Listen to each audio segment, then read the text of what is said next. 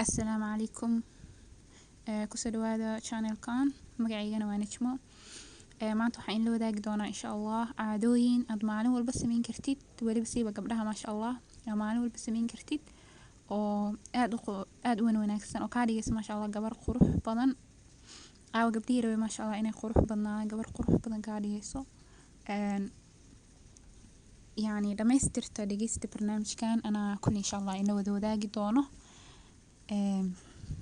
mida koobaad waxaa weeyaan inaad biyaha cabtid. Biyaha waa muhiim aad bay muhiim u yihiin. waliba jirka aad muhiim u yihiin inaad maalin walba subax walba biyo nadiif ah. Dad badan waxaa jira biyaha iska cabo. Waa qaar in kamid ah xariir doontaan Najmo maxay ka wada biyaha iska cabo.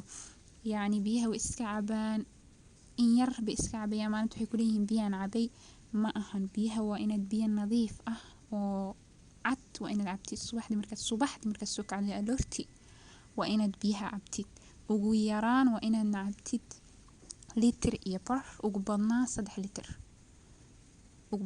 litir kuna bilow ma sha Allah bisinka ani badanaa bisinka ku bilaawaa jirkeyga ma sha Allah isbedel aad u badan ka dareemaa markaan bismillaah ku bilaabo biyaha. lamid ma aha mararka kale. mida labaad waxaa weeyaan gabadhi rabta inay qurux badnaato ma sha Allah ma cunayso cunto aan caafimaad lahayn. Muhiim waayo cuntada caafimaadka leh sababtoo ah dad badan baa waxay dhihi doonaan cunto caafimaad leh maxaa weeyaan insha Allah video kala soo wadaa ku xirnaada channelkiyan cuntada caafimaadka leh iyo sida loo helo iyo maxaa waayo waa idin wada sharxi doonaa ma sha Allah.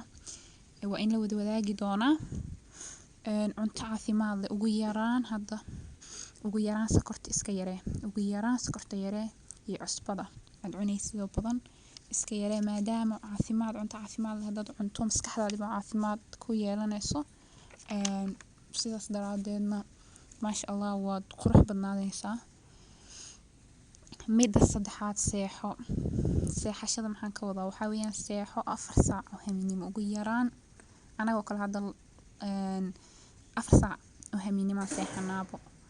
dadka Soomaaliya jooga ma sha Allah ayagana ma ogi laakiin waxaa jira dad soo jooda habeenkii caafimaad ma ahan taas waa inaad seexato waqti fiican subaxdina salaad subax ka hor soo kac.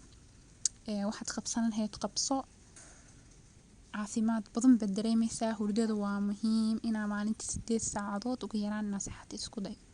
haddii kale ma sha Allah fool xumaad noqonaysaa يعني waa laga cararayaa hurdada aad bay muhiim u tahay.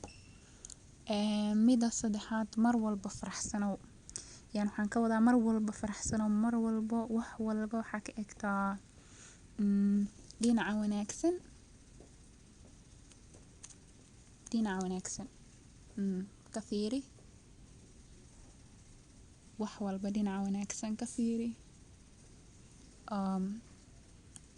oo mar walba faraxsanow markaas dad wax xun aragto iska xanaaqin marka insha Allah asagana video inay soo wada sida qofka uu uga hortagi karo xanaaqa iyo inuu xanaaq badnaado maanta dhan inuu waxaasoo dhan video ka hadlayo sad xanaaq uga hortagi kartid ayaan soo wadaa insha Allah ku xirnaado channelkiyan uu cusub yahay subscribe saara like ta ma sha Allah comments na isoo qora dhiirigelin ahaan.